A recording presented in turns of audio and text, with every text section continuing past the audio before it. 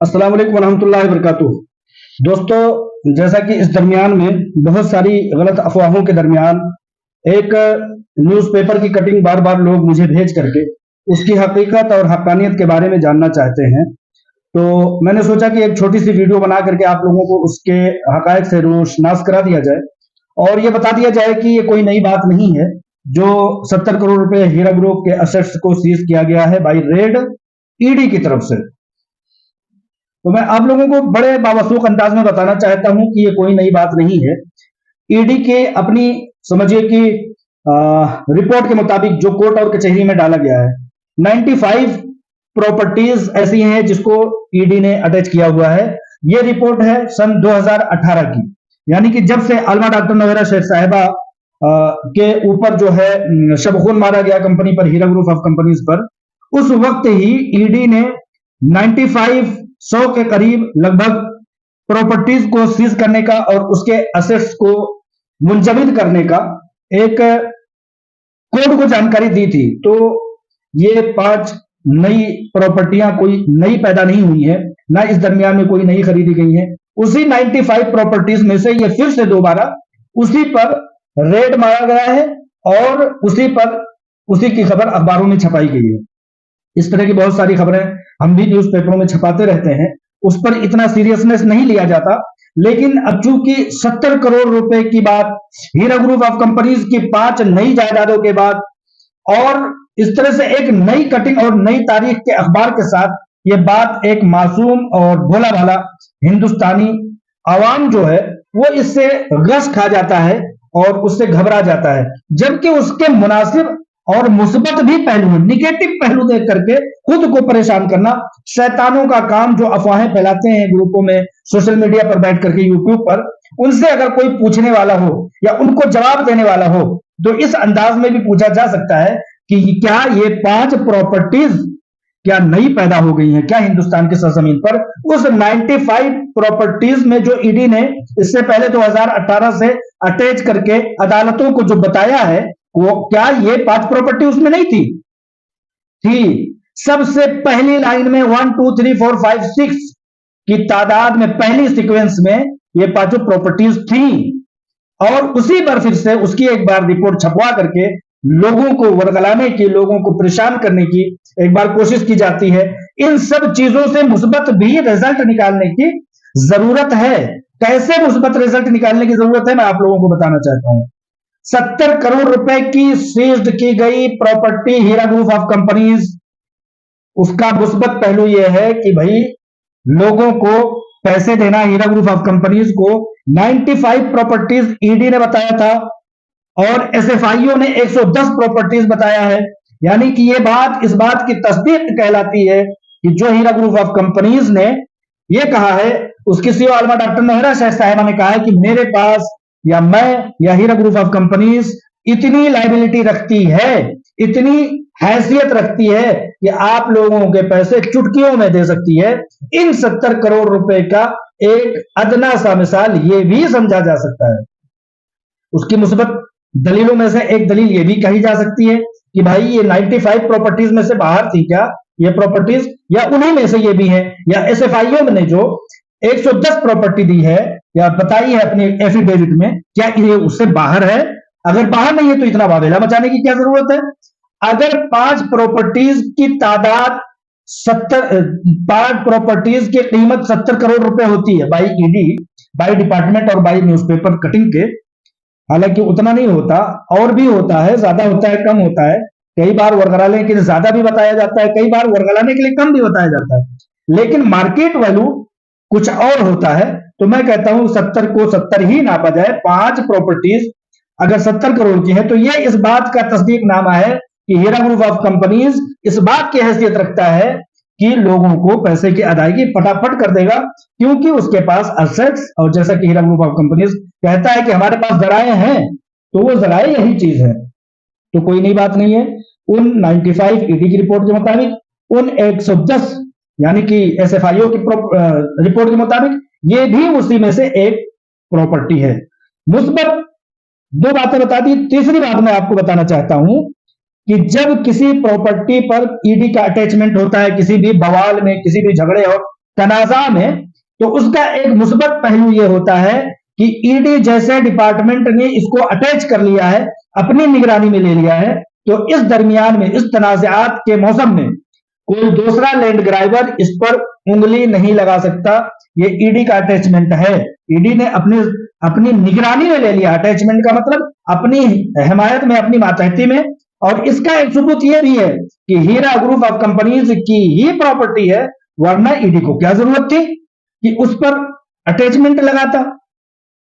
ED के attachment होने की एक ताजा सी मिसाल यह भी है कि जब ईडी अपने अटैचमेंट में ले लेता है तो उससे एक बड़ी बात क्लियर समझ में आ जाती है कि हीरा ग्रुप ऑफ कंपनीज उसका असल मालिक है। ईडी किसी दूसरे की प्रॉपर्टी पर अटैचमेंट नहीं लगाएगा, या तनाजा मुतनाजा जायदाद पर वो नहीं लगाएगा। और ईडी के अटैचमेंट का यह भी मुस्बत पहलू है कि अगर उस पर कोई खुर्द बुर्द होता है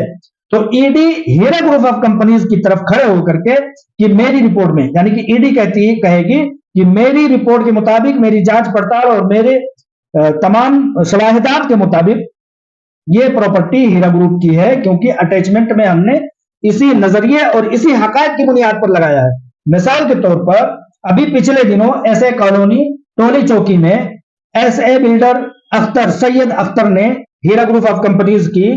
अटैच की हुई प्रॉपर्टी पर कब्जा कर लिया, लीज पर दे दिया। अपने दामाद अब्दुल रहीम को जो है फुटबॉल ग्राउंड बनाने के लिए आलमा डॉक्टर नोहरा शेख साहिबा की गैर मौजूदगी में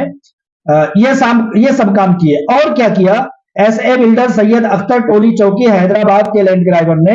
यह किया कि हीरा ग्रुप ऑफ कंपनीज की उस प्रॉपर्टी पर जिस पर कि ईडी ने अटैचमेंट किया हुआ था, बिल्डिंगें बना ली। अब यहां पर सिर्फ और सिर्फ डॉक्टर नोहरा शेख साहिबा नहीं, हीरा ग्रुप ऑफ कंपनीज का लॉयर नहीं, बल्कि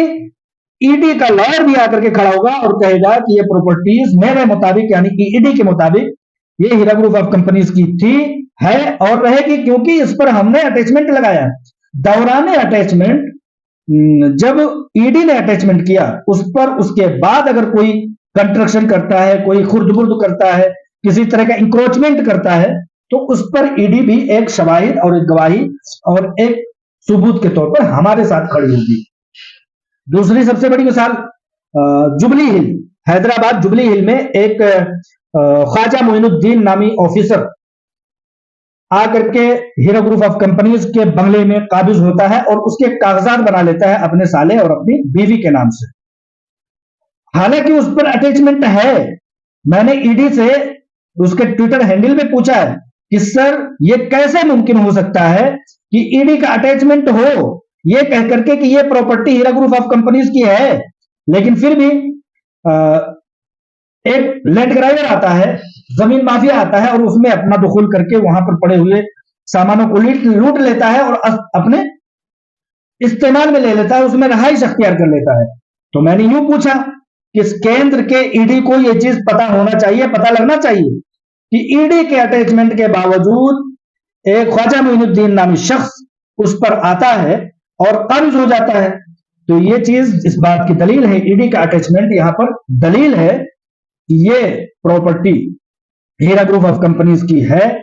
और उस पर हीरा ग्रुप ऑफ कंपनीज का ही हक है। और इसके शवाहिद के लिए, इसके गवाही के लिए वो पंचनामा जो अटैचमेंट के टाइम ईडी ने दिया है और देगा, वो वहां पर सबूत के तौर पर खड़ा होगा और कहेगा कि हमारे रिकॉर्ड के मुताबिक ये हीरा ग्रुप कंपनीज की है। लिहाजा फैसले होने में, इंसाफ प्राप्त करने में, हासिल करने में, इंसाफ मिलने में ईडी बहुत बड़ा एक गवाह साबित होगा। उसका पंचनामा, उसका अटैचमेंट और उसके ये अखबारों में दिए गए न्यूज़पेपर कटिंग इस बात की दलील है कि ईडी ये साबित कर रही है कि हीरा ग्रुप ऑफ कंपनीज इस लायक है कि लोगों के पैसे दे सकते हैं, उनके पास असेट्स की शक्ल में मौजूद है। और बहुत भी सारी चीजें मेरे पास हैं ऐसे मुस्बत पहलुओं के लिए। इंशाअल्लाह ताला वक्त पर मैं आप लोगों को बताता रहूंगा। लिहाजा सवालात का अब यहां पर मामला थम जाना चाहिए कि ये न्यूज़पेपर में छप गया। न्यूज़पेपर हिंदुस्तान में 15,000 की तादाद में, उर्दू, हिंदी, इंग्लिश, मराठी, मलयालम, तेलुगु, उसमें न्यूज़पेपर में किसी खबर का शाया हो जाना किसी की, समझिए कि हक्कानियत या किसी को वर्गलाने की, किसी को परेशान करने की दलील नहीं होती। वो एक न्यूज की शक्ल में, रिलीज की शक्ल में दिया जाता है, उसको छापा जाता है। वो सिर्फ परेशान होने के लिए नहीं होता है, वो इत्मीनान होने के लिए भी होता है। अब देखना यह है कि हम उससे मुस्बत पहलू निकालेंगे या मनफी पहलू निकालेंगे। मुस्बत पहलू निकालने के कोई भी अख्तियारात और कोई भी जराए नहीं है, लेकिन मनफी मनफी किरदार निकालने के लिए, मनफी रिजल्ट निकालने के कोई ऐसा सबूत नहीं। लेकिन मुस्बत मामलात इनमें से निकालने के लिए सैकड़ों ऐसी चीजें मैं गिनवा सकता हूं, जैसे कि अभी नंबर वाइज और बगैर नंबर के मैंने बहुत सारे मुस्बत पहलू हीरा ग्रुप ऑफ कंपनीज के हक में, सरमायाकारों के हक में और हीरा ग्रुप ऑफ कंपनीज की हक्कानियत, उसकी मजबूती, उसकी बुनियाद और बाबुनियाद होने के लिए जो मैंने चीजें बताई, इन न्यूज़पेपर कटिंग से आप लोग ये समझें, ये भी समझें। और रही बात इस दरमियान में जो हीरा ग्रुप ऑफ कंपनीज की 5 असेट्स में से ईडी की जो रेड पड़ी, वो कहीं ना कहीं बौखलाई हुई और बगैर किसी सबूत और गवाह के और एक 5-6 साल की चली हुई कानूनी कार्रवाई और अदालतों की, कोर्टों की, कचहरियों की कार्रवाई के बावजूद ये सुबह सुबह फजर के वक्त जाकर के इस तरह की कार्रवाई करना कहीं ना कहीं ईडी के बौखलाहट, ईडी के गैर सबूत होने का, ईडी के हाथ में कुछ भी ना होने का, ईडी के मतलब बेबुनियाद होने का और हीरा ग्रुप ऑफ कंपनीज को दबाने का, कुचलने का इससे सबूत मिलता है। जो मौजूदा 5 असेट्स पे जो रेड की गई है ईडी की तरफ से, क्योंकि ऑलरेडी भैया आपके अटैचमेंट में है वो चीजें, लिहाजा आप सुप्रीम कोर्ट में पक्ष हो, सुप्रीम कोर्ट में आप एक पार्टी हो, आपको कहना था, सुनना था, तो वहां से इजाजत लेना चाहिए था अदालत से। फिर उसके बाद आप बाई इत्तला, बाई मुत्तला किए हुए बजरिए खतों की दावत के या टेलीफोन के कि हम आपसे कुछ सवालात के लिए मिलना चाहते हैं, लेकिन उसके बावजूद अगर इस तरह से मिला जाता है तो डराना, धमकाना, वर्गलाना और किसी तरह से उनको होपलेस करना, है ना, ये सब इन्हीं सब चीजों की ये दलील है जो ताजा समझिए कि रेड की गई है। वरना हकीकत तो ये है कि ये वो प्रॉपर्टीज जो नई नई खबरें बना करके छापी और छपवाई जा रही हैं, ये वही प्रॉपर्टीज है जो 95 ईडी के मुताबिक और एसएफआईओ के मुताबिक 110 प्रॉपर्टीज में जो शामिल है, उसमें ये भी है, कोई नई बात नहीं है। जज़ाकल्लाहु खैर, वक्त देने के लिए, सुनने के लिए, इत्मीनान बख्श बात हासिल करने की तवज्जो के लिए। अस्सलाम वालेकुम रहमतुल्लाहि।